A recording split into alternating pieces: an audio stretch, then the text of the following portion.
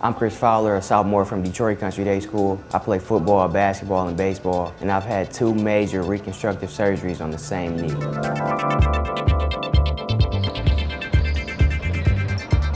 I started getting into sports very early, like 4 years old. Started grasshopper leagues and instructional leagues that my dad put me in, doing t-ball and instructional basketball. That's how I became interested in playing sports. Basketball was always a passion because that's how I was brought up. My dad played basketball, my brother plays basketball. And like watching basketball on TV, basically tried to imitate what the guys do in the NBA.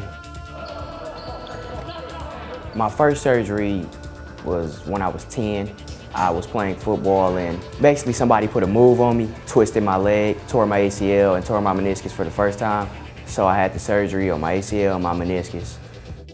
Having an ACL reconstruction done on a 10-year-old is a tough spot for any physician to be put in. They know that that body is still growing, and with Chris's particular case, the physician believed that there was no way that they were going to be able to keep Chris down from playing, and they decided to reconstruct it at age 10, knowing that he would probably have a second surgery down the road. So I had the second surgery when I was 15 years old.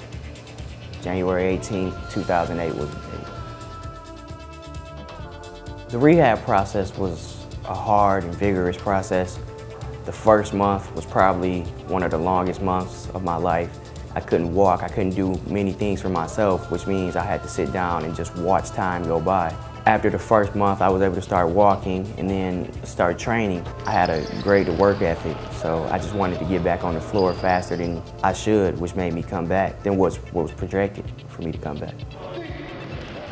The fact that he is such a driven young man, I think he's become an inspiration to other individuals that if they have a major injury, it doesn't mean that that's the end of their career.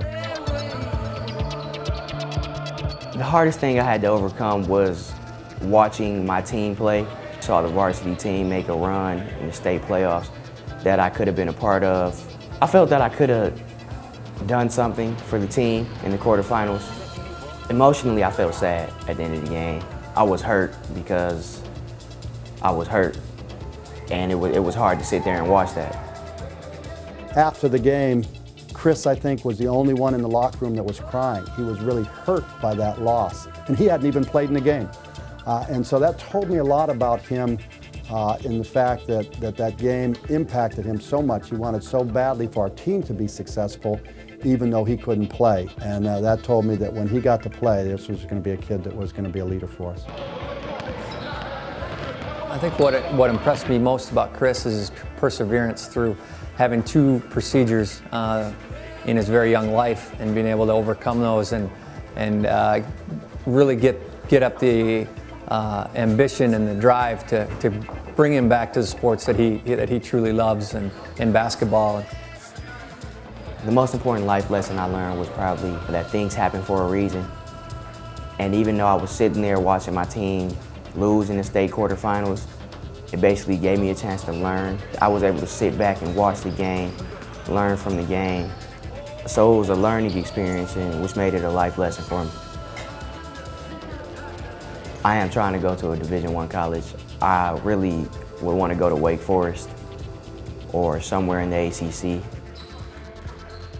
The next thing for Chris Fowler would probably be winning a state championship in the year 2008-2009 with Detroit Country Day.